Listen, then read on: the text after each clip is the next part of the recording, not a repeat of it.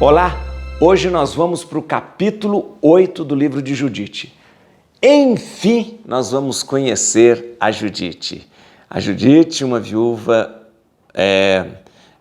como eu disse para vocês desde o início, uma viúva empoderada, uma mulher que não depende de ninguém. Ela é rica, o marido dela deixou dinheiro para ela, por isso é uma viúva que não precisa esmolar, é diferente das outras viúvas. E é uma mulher resoluta. Vocês vão ver que personalidade dessa mulher, que chega até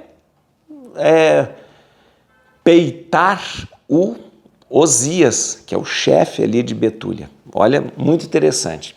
Agora veja só, vamos conhecer hoje, e nesse capítulo vai ficar bem claro a intervenção de Judite pelo seu povo. O povo está feito barata tonta lá, não sabe o que faz. O Holofernes falou que vai invadir, o cerco já está montado, o povo está passando sede, está morrendo de sede. O Osias está acuado de todos os lados, né? E disse, nós damos 5 dias para Deus fazer alguma coisa. Se em 5 dias Deus não fizer nada, nós vamos nos entregar. E é nesse contexto que surge Judite. Vamos lá? Bíblia na mão, Espírito Santo no coração. Lembra que nós estamos lendo a Bíblia toda, cada dia um capítulo, né? Depois do capítulo a gente aprofunda, compreende, entende. Importante, viu? Lembrar que é a palavra de Deus que está sendo trazida até nós, não é simplesmente um livro de história, é Deus querendo falar a nós pela história, com certeza. Outra coisa que eu queria pedir a você é que você compartilhasse esse vídeo, convidasse mais pessoas a participar do canal e se inscrevesse no canal, convidasse outras pessoas para se inscrever também. Vamos lá então, vamos ler. É um capítulo muito bonito que nós vamos ver e perceber como Judite vai agir. Veja só. Até agora vocês perceberam que a Judite não tinha aparecido. A partir de agora, o personagem principal será essa mulher, tá bom? Ora, tudo isso chegou aos ouvidos de Judite, filha de Merari, filho de Oques, filho de José, filho de Osiel, filho de Elquias, filho de Ananias, filho de Gedeão, filho de Rafaim, filho de Aquitobe, filho de Elias, filho de Eucias, filho de Eliabe, filho de Natanael, filho de Selamiel, filho de Surizadai, filho de Israel. O marido de Judite chamava-se Manassés e morrera no tempo da colheita da cevada, ferido de insolação quando fiscalizava os ceifadores que ligavam os feixes no campo.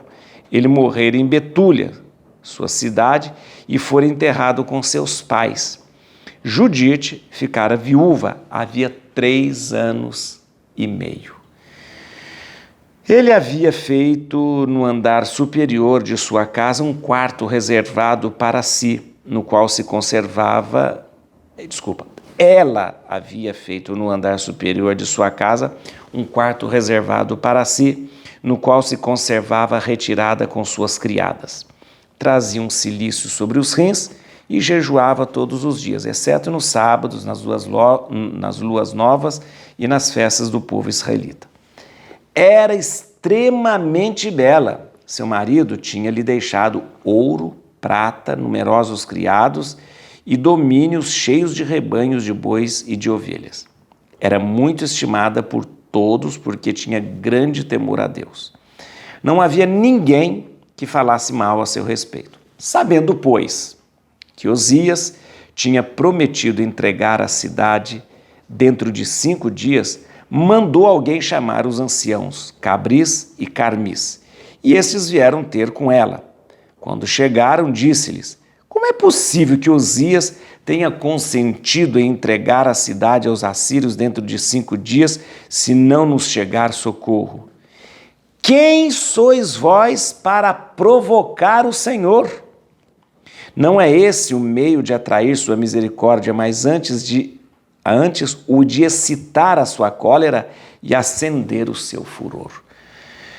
Vós impusestes ao Senhor um prazo para exercer a sua misericórdia e fixaste-lhe um dia o vosso arbítrio. Mas o Senhor é paciente. Façamos, pois, penitência por isso, e peçamos-lhe perdão com lágrimas nos olhos, pois Deus não ameaça como os homens e não se deixa arrastar com eles a violência da cólera. Humilhemo-nos diante dele e prestemo-lhes nosso culto com espírito de humildade. Roguemos ao Senhor com lágrimas que nos conceda sua misericórdia como lhe aprouver, para que assim como se perturbou o nosso coração com o orgulho dos nossos inimigos, do mesmo modo encontremos a glória em nossa humilhação. Nós não imitamos os pecados dos nossos pais, abandonando Deus para adorar divindades estranhas. Por esse crime foram entregues à espada, à pilhagem e ao desprezo de seus inimigos. Nós, porém, não admitimos outro Deus fora dele. Esperamos com humildade a sua consolação e ele vingará o nosso sangue dos males que nos causam nossos inimigos. Ele humilhará toda a nação que se levantar contra nós. O Senhor nosso Deus os cobrirá de vergonha. Agora, meus irmãos, já que sois os anciãos do povo de Deus e que sua vida depende de vós, reanimai os seus corações com as vossas palavras, para que eles se lembrem de que nossos pais foram tentados, a fim de que se verificasse se eles serviam verdadeiramente ao seu Deus. Que eles se lembrem de como nosso pai Abraão foi provado e de como passou por múltiplas tribulações para se tornar o amigo de Deus.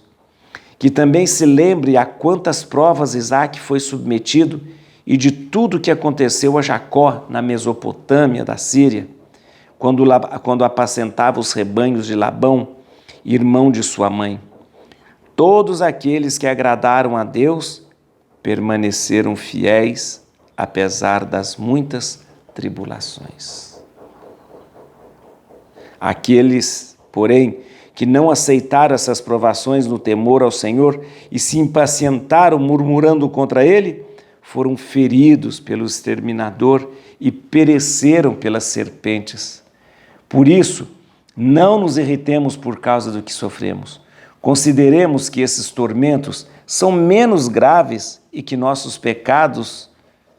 Consideremos que esses tormentos são menos graves que nossos pecados e que esses flagelos com que o Senhor nos castiga como escravos foram-nos mandados para a nossa emenda e não para a nossa perdição. Osias e os anciãos responderam-lhe: tudo o que disseste é verdade. Não há nada repreensível nas tuas palavras. Roga, pois, a Deus por nós, porque és uma mulher santa e piedosa. Judite respondeu-lhes: se reconheceis que o que eu vos disse vem de Deus, examinai se vem igualmente dele o que eu resolver fazer e orai para que Deus me ajude a realizar o meu desígnio. Ficai esta noite à porta e eu sairei com a minha criada. Orai então para que, como vós o dissesse, o Senhor olhe para o seu povo de Israel dentro de 5 dias. Mas não quero que procureis saber o que eu vou fazer. Enquanto eu mesma não voltar para vos avisar, não se faça outra coisa que rogar por mim ao Senhor nosso Deus. Osias, o príncipe de Judá, respondeu-lhe: vai em paz e que o Senhor te ajude a tomar a vingança de nossos inimigos. E retiraram-se. Gente, é maravilhoso esse capítulo por várias coisas. Primeiro, pelos ensinamentos de Judite. Segundo, porque é uma mulher. Né? Todo mundo fala, a Bíblia é machista, a Bíblia é machista. A Bíblia não é machista. Sempre é a mulher que toma a decisão, sempre é a mulher que acaba salvando aí essa situação. O que aconteceu? Judite, atenção, essa nossa amiga Judite, é uma mulher muito, muito bem conceituada na região. Por quê? Primeiro, porque o seu marido era um homem muito rico, de muitas posses, e ele havia morrido na colheita da cevada. Tinha 3 anos e meio e morreu de insolação. Insolação mata, você sabe, né? Insolação mata. Ficou o dia todo no sol, não deve ter tomado água e acabou morrendo de insolação. Ok? 3 anos e meio, essa mulher, então mais ou menos dá pra gente, depois eu vou ver até a data em que isso tudo está acontecendo. Se é 3 anos e meio, ele morreu na data da colheita da cevada, então mais ou menos deve ser por setembro que deve estar acontecendo tudo isso. Vamos lá. O que acontece? Essa mulher é uma mulher poderosa. A Bíblia fala, tem dinheiro, tem ouro, tem prata, tem riquezas, tem criados, tem tudo isso. Normalmente não era assim as situações das viúvas. Por quê? Geralmente as viúvas, as mulheres não podem trabalhar. Então as mulheres eram praticamente mantidas pelo trabalho do marido. Então era um perigo quando o marido morresse e deixasse uma viúva, porque se a mulher não pode trabalhar e se o marido não deixou bens e posses, essa mulher acabaria tendo que pedir esmola. Por isso que nós vemos na Bíblia muitas viúvas que estão pedindo esmola às portas da cidade. Mas não é o caso de Judite. O marido de Judite, né, deixou muito dinheiro, como eu disse, terra, bois, ouro, prata, tudo isso. Então Judite estava numa posição confortável. Mas além disso, era uma mulher respeitada não só por causa do dinheiro, era uma mulher respeitada porque era uma mulher realmente piedosa, né? A Bíblia fala que ela praticamente jejuava todos os dias, menos nas festas, trazia cilício, ou seja, uma mulher sábia, bem conceituada e poderosa. Por causa disso, ela tinha esse acesso aos anciãos e até o próprio Osias, que era o chefe da cidade de Betúlia. Ora, todo mundo trazia em alta conta a Judite. Por quê? Tudo bem, porque ela era rica. E é verdade, né? Porque ela era poderosa, tinha bens? Sim, tudo bem. Mas, sobretudo, porque ela era uma mulher piedosa, né? E as pessoas iam até ela. E ela, quando ficou sabendo de que o Osias, o chefe, o príncipe ali da cidade, deu um prazo para Deus de 5 dias para ele fazer alguma coisa, ela falou que é absurdo. Osias está doido. Isso não é coisa que se faça com Deus. Quem é ele para ameaçar a Deus? Quem é ele para dar um prazo para Deus? Ele ficou maluco? Não é assim que se trata Deus. E aí ele chama os anciãos, que praticamente são o conselho de Osias, e fala, vem cá aqui, deixa eu explicar uma coisa para vocês. O que vocês estão fazendo é uma barbaridade. Vocês estão penhorando a vontade de Deus. Vocês estão dando um prazo para Deus. Vocês estão pensando, o que vocês pensam? Vocês estão mandando em Deus agora? É vocês que ordenam a Deus agora? É vocês que dão ordens para Deus?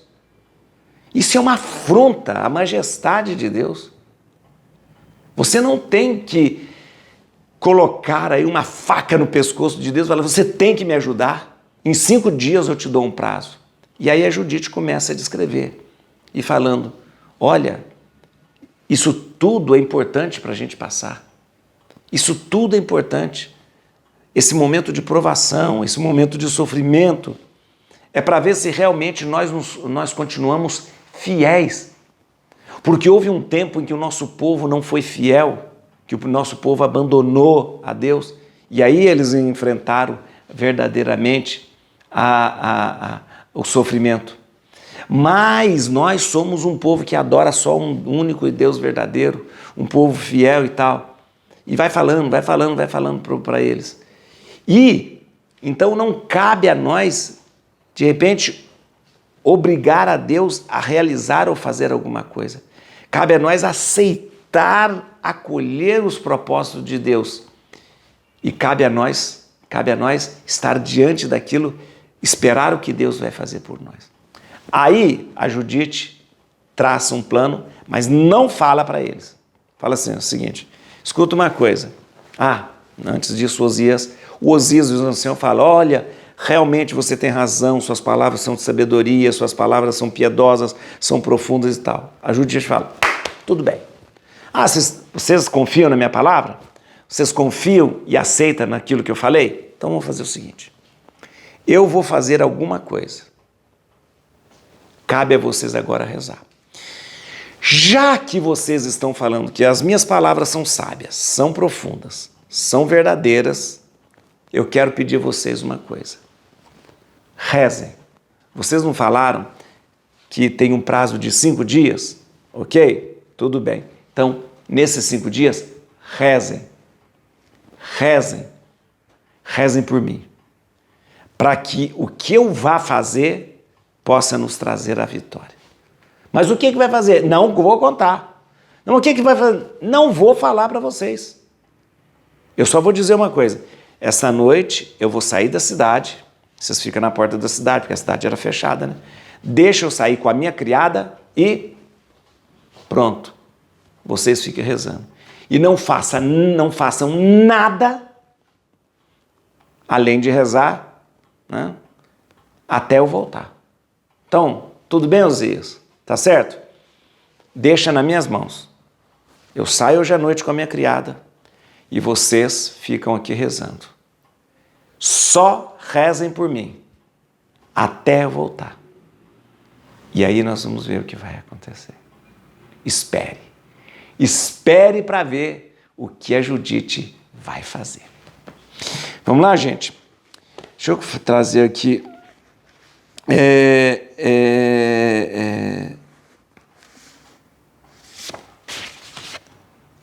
alguns versículos. Só para a gente começar. Só para a gente começar aqui. Primeiro capítulo, gente. Primeiro versículo fala do nome dela. Ora, tudo isso chegou aos ouvidos de Judite, viúva, filha de Merari e tal. O nome Judite, o que significa Judite? Judite significa a judia, né? A mulher judia. Né? Esse nome pode ser um nome próprio, mas pode também significar o que todo povo, né, pode significar, o que significa para nós outras grandes mulheres. Miriam, a grande Miriam, mulher, irmã de Moisés. A grande Débora, ali a Débora, que era uma juíza, e agora nós temos mais uma grande heroína, Judite. Judite representando praticamente todo o povo judeu, né? Então o nome Judite significa a judia. E aqui ele quer simbolizar todo o povo judeu. Todo o povo judeu. Tudo bem, a Judite, que significa judia, ela então é uma mulher, como eu disse, rica, poderosa, mas piedosa, muito piedosa. Tá bom? Eu já expliquei para vocês. Versículo 4. Atenção, que isso é muito importante você lembrar aqui, aquilo que eu conto que eu estava fazendo. Judite ficara viúva havia 3 anos e meio. Muito bem. O marido dela tinha morrido de insolação quando fazia a colheita da cevada. Tá, a colheita da cevada, se a gente pode fazer uma conta assim, a colheita da cevada geralmente acontece em maio. Então, maio, 3 anos, 3 anos e meio, maio, junho, julho, agosto, setembro. Então, por volta de setembro, é que essa ação passa. Então, essa ação aqui de Judite ir até o encontro de Osias e falar para ele que não deve fazer, está acontecendo em setembro. E procede. Por quê? Setembro é um mês de seca, um mês de estiagem. Então não tem muita água. E está acontecendo justamente isso. Holofernes trancou todos os poços, ele obstruiu o aqueduto e eles estão com sede. Não chove, porque se chovesse, eles abriam as cisternas, né? E entrava a água, porque o jeito deles ter água era assim também, né? Recolher a água da chuva e colocar na cisterna. Mas não chove. Então procede isso. Essa ação acontece num tempo de muita seca, sem água da fonte, sem água do aqueduto e sem água da chuva. Vamos lá, versículo 11. Isso é importante. É isso aqui o nó da questão. Veja só. Quem sois vós para provocar o Senhor? Não é esse o meio de atrair a sua misericórdia, mas antes de excitar a sua cólera e acender o seu furor. Vós impusestes ao Senhor um prazo para exercer a sua misericórdia e fixaste-lhe um dia ao vosso arbítrio. Isso aqui foi o grande pecado e o grande erro que Judite viu na ação de Osias. Muito bem, o povo está com sede, o povo está cercado, Holofernes cortou o aqueduto, Holofernes colocou guarda nas fontes. O povo está morrendo de sede. E aí o povo chega para Osias e fala, vamos nos entregar. Osias fala assim, não, vamos dar um prazo de 5 dias para Deus fazer alguma coisa. Isto é que fez com que a Judite ficasse escandalizada. Como é que vocês dão um prazo para Deus? Vocês estão pensando o quê? Que vocês são deuses? Que vocês são pequenos deuses? Que obrigam a Deus a fazer alguma coisa? Não se provoca a Deus dessa forma. Não se obriga a Deus a fazer dessa forma. E olha, gente, aqui eu queria fazer um parênteses. É muito perigoso quando você dá prazo para Deus. Meu Deus, eu preciso disso numa semana. Meu Deus, eu preciso dessa graça em 3 dias. O que você está pensando que é? Hein? O que você acha que você é? Que você coloca Deus na parede e fala, eu quero isso em 2 dias. Baixa o facho. Não é assim que funcionam as coisas, não. Cabe a nós esperar, com confiança, o tempo certo. Que história é essa agora de você querer mandar em Deus? Eu quero que você faça esse milagre. Eu te dou 2 dias, eu te dou 1 semana. Não é assim que funcionam as coisas. Isso aqui escandalizou Judite, porque Osias tinha dado um prazo para Deus agir. E veja, às vezes nós fazemos isso nas nossas orações. Nos ajoelhamos diante do Senhor e falamos, meu Deus, eu preciso dessa graça em 3 dias. Que história é essa? Meu Deus, você tem que me ajudar de hoje para amanhã. Espera aí. Meu Deus, eu preciso disso dentro de 1 mês. Não é você que determina o tempo da graça. É o autor da graça. Você não tem esse poder. Você não tem esse direito. E foi isso que Judite disse para Osias. E é isso que eu digo para você. Quando você pede a Deus, você simplesmente apresenta o seu pedido. E deixa Deus realizar no tempo certo e propício. Não somos nós que determinamos o prazo para Deus. Porque senão a gente está invertendo as coisas. Deus está passando a ser o meu empregadinho para me fazer no prazo que eu determino. Lembra você que você não passa de uma criatura, de um servo, e não o Senhor. Ele é o Senhor. Você é servo. Você faz o que Ele quer, no tempo que Ele quer, na hora que Ele quiser. Muito bem. Isso deixou a Judite muito escandalizada. E ela chama então. E fala, não é assim que procede. E é quando então ela apresenta toda uma situação. E apresenta uma situação muito interessante. Vem cá. Olha aqui. Que também se lembra a quantas provas Isaac foi submetido. Né? Porque eles falam, Judite, mas nós estamos sofrendo, nós estamos passando sede, nós estamos passando fome. E aí a Judite vai lembrando de tantas e tantas provas que o povo de Deus já passou. Tantas e tantas provas. Nós estamos sofrendo, nós precisamos fazer alguma coisa. Vem aqui. Que também se lembre de quantas provas Isaac foi submetido e de tudo que aconteceu com a Jacó na Mesopotâmia da Síria, quando apacentava os rebanhos de Labão, irmão de sua mãe. Aqui, atenção para essa palavra. Atenção, escuta aí. Todos aqueles que agradaram a Deus permaneceram fiéis, apesar das muitas tribulações. Quem é que agrada a Deus? Aquele que é fiel, apesar das tribulações. Quem é que agrada a Deus? Aquele que, mesmo passando pelos momentos de dificuldades, de sofrimento, permanece fiel. Esse agrada a Deus. Agora, você acha que agrada a Deus uma pessoa que de repente passa pela dor, sofrimento, e fala, não quero saber mais desse Deus. Não quero saber mais dessa igreja, não. Não quero saber mais desse padre, dessas coisas, dessas missas aí, não. Você acha que uma pessoa agrada a Deus assim? Agrada a Deus aquele que permanece fiel diante das tribulações. Não sou eu que estou falando, não. É a Bíblia que está falando isso. É a Bíblia que está falando isso. Versículo 23 aqui, ó. Permanece fiel. Aliás, agrada a Deus aquele que permanece fiel diante das tribulações. Gente, haveremos de passar por muitos sofrimentos e tribulações durante a vida toda. Os problemas, as dificuldades, eles nunca acabam. Vão acabar quando a gente morrer. Então, qual é a minha atitude diante disso? Minha atitude é permanecer fiel. Fiel na minha fé, fiel na minha convicção, fiel no meu amor a Deus, fiel na verdade, na justiça.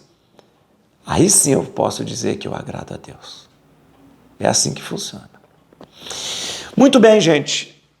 Judite está saindo da cidade de Betúlia, junto com a sua criada, de noite. Para onde Judite irá? Isso você vai saber no próximo capítulo. Et crucem Domine, fugit partis adversa. Vite teleu de tribiuda, raticis Davide. Aleluia.